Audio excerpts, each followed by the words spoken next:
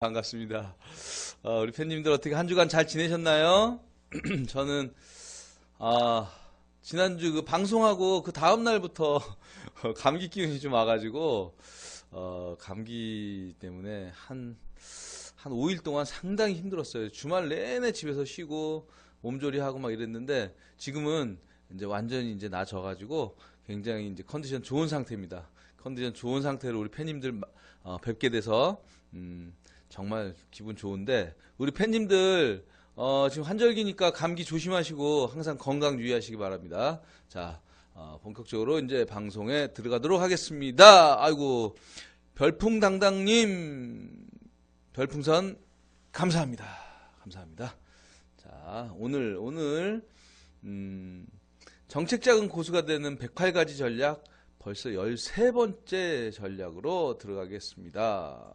짜자잔 짠. 자, 정책자금 고수가 되는 108가지 전략 13번째 전략, 정보 진화론 Information Evolution, 정보 진화론 활용 전략입니다. 정보 진화론 활용 전략.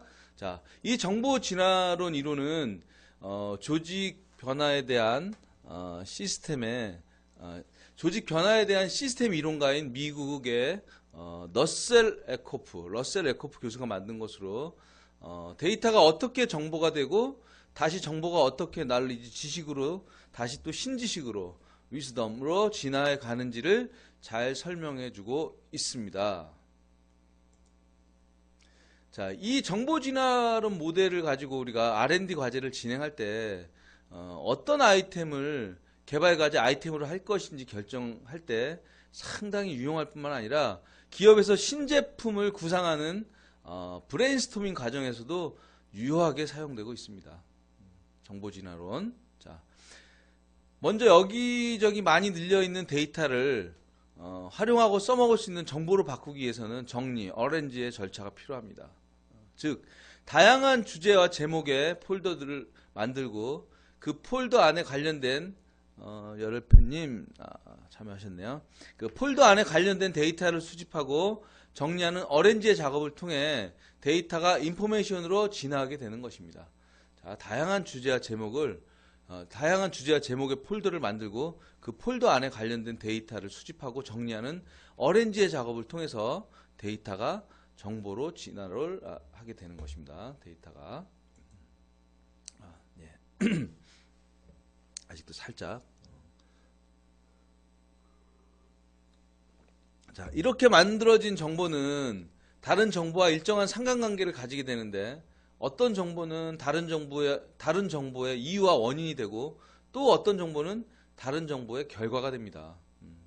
이러한 상관관계를 정보들이 갖게 되는 것을 우리는 이론 또는 논문이라고 부르게 되는데 이러한 작용을 통해서 정보는 지식으로 진화하게 됩니다. 정보는 지식으로 진화하게 되고 날리지는 책이나 발표 논문 등의 형태로 우리가 접할 수 있게 됩니다. 예를 들자면 오늘날 한국의 부동산 경기가 왜 침체되었는가?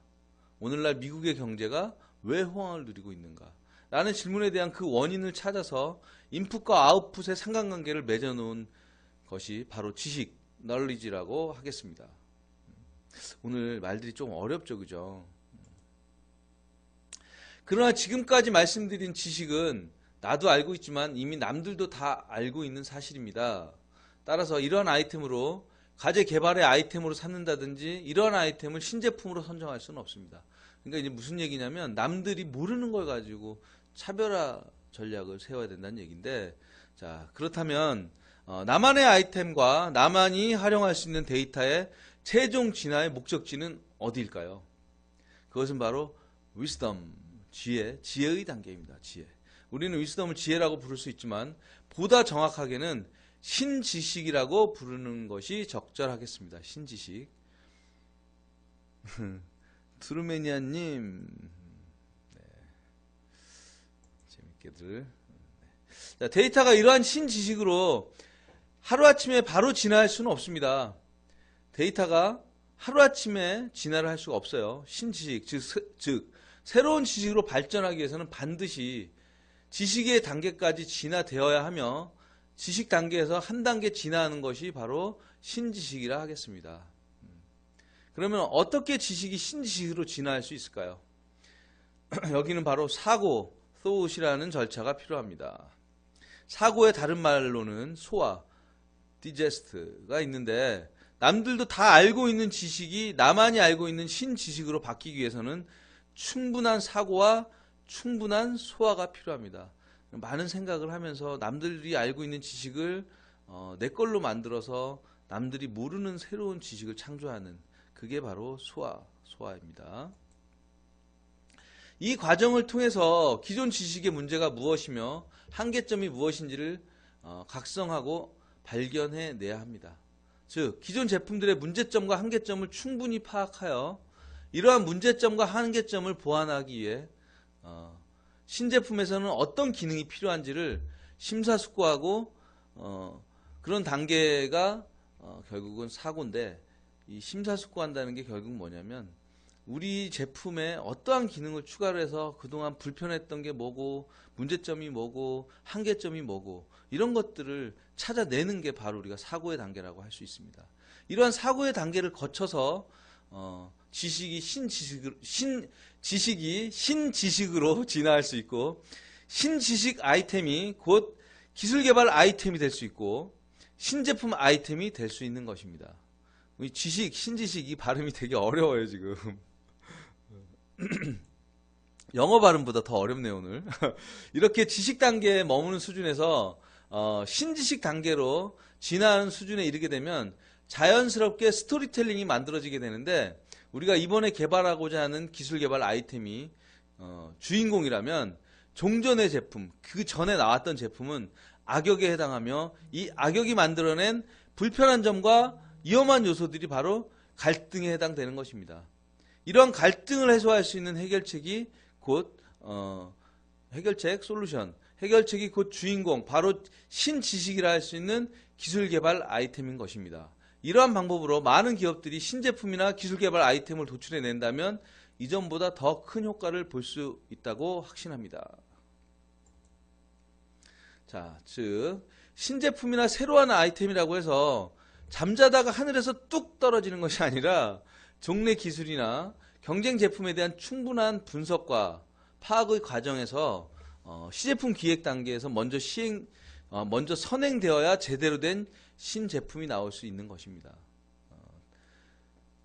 다시 한번 제가 정리를 하면 기존 제품의 불편한 점, 한계점, 여러 가지 문제점들을 파악을 해서 충분한 분석을 하고 거기에 대한 깊은 사고를 해서 나만의 차별화된 제품을 만드는 게 바로 신제품이라고 할 수 있습니다. 이게 정보 진화론, 인포메이션 에볼루션 활용 전략입니다. 자, 이해하셨는지 모르겠네요. 너무 오늘 말을 제가 버버벅 대면서 신제품에 대해서 이제 설명을 하다 보니까 조금 어려운 단계를 짚어가게 됐는데 어쨌든 다시 짚어서 보면 그렇게 어려운 거 아닙니다. 다시 한번 볼게요. 자, 우리가 이제 어떤 다양한 주제와 제목의 폴더를 만들고 그 폴더 안에 관련된 데이터를 수집하고 정리를 하는 어렌지 작업을 통해서 데이터가 정보로 진화하게 됩니다. 워킹데드보다 더 어려워. 워킹데드.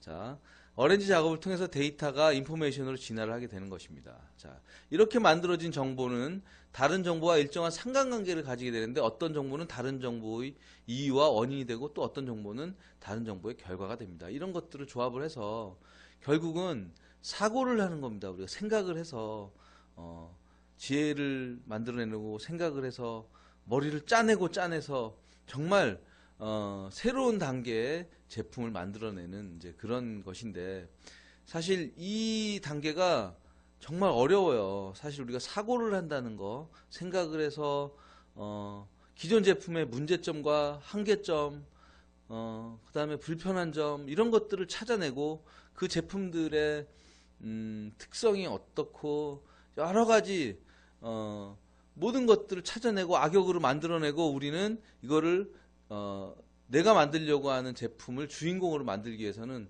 정말 깊은 생각을 해야 되는데 그 생각이라는 게 사실 하루 이틀 만에 되지 않을 수 있고요. 몇 날 며칠 정말 몇 날 며칠 한 달 내내 1년 내내 그 생각만 갖고 가다가 보면 어느 순간에 번뜩일 수 있는 게 바로 우리가 사고의 단계에서 정보 진화론 활용을 할 수 있지 않을까 저는 그렇게 생각합니다. 예를 하나 들어달라고요. 예, 어떤 예를 들어드릴까요? 야, 진짜 갑자기 예를 들어달라니까 어떤 불편한 게 있었는데 어떻게 편하게 만들어야 될까? 어디 볼까요? 글쎄요, 갑자기 예를 들어달라니까 저는 좀 어려운데 별풍당당님께서 한번 예를 하나 들어줘 보실래요? 잠깐만 어떤 제품이 있었을까?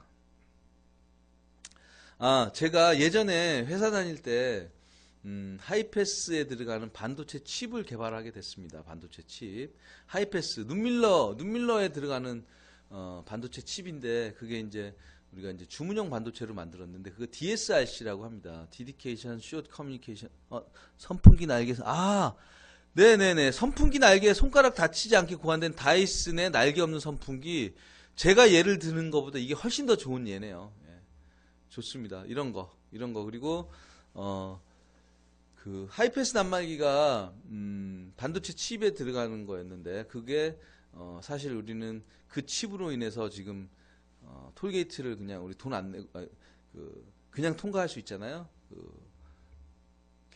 게이트를 그냥 통과할 수 있는데 그런 기술인데 그런 기술을 처음에는 생각을 못했겠죠. 근데 계속 고민하다 보니까 계속 정차가 되고 막 이러다 보니까 그 새로운 방법을 찾은 게 이제 하이패스 단말기를 만들어서 통신이 되게 해서 과금이 되게끔 하는 이제 그런 시스템을 이제 만들게 됐고 지금은 그게 또 발전이 돼서 각 게이트마다 톨게이트 게이트마다 한 게 아니고 통째로 아예 크게 이렇게 만들어 가지고 그냥 차가 한 번에 다 빠져나갈 수 있는 이제 그런 시스템까지 이제 도입이 돼서 지금 진행이 되고 있습니다. 이제 그런 거, 그다음에 다이슨 날개 없는 선풍기, 네, 이런 예 정말 우리가 생각을 많이 하고 불편한 점, 위험한 점, 뭐 이런 것들을 찾아내서 만든 게 바로 우리가 이제 정보 진화론을 활용해서 사용했던 전략이라고 볼 수 있네요. 자, 정보 진화론 활용 전략 13번째 전략. 이해하셨죠? 이해까지 들었으니까 이제 충분히 이해하셨을 거라고 보고요. 자, 다음 시간에는 오늘 잠깐 말씀드렸던 스토리텔링을 어떻게 사업 계획서에 활용되는 것인지에 대한 스토리텔링 전략을 주제로 진행하도록 하겠습니다. 목장갑에 빨간 고무 붙여서 물건 붙잡게 좋게 만든 고무 목장갑. 네, 이런 것도 사실은 정책 자금을 받을 수 있는 거죠, 그죠? 제조니까 네, 받을 수 있을 겁니다. 네. 이 빨간 고무 목장갑 만드신 분이 정책 자금을 받고 개발했는지를 잘 모르겠어요. 하여튼, 네.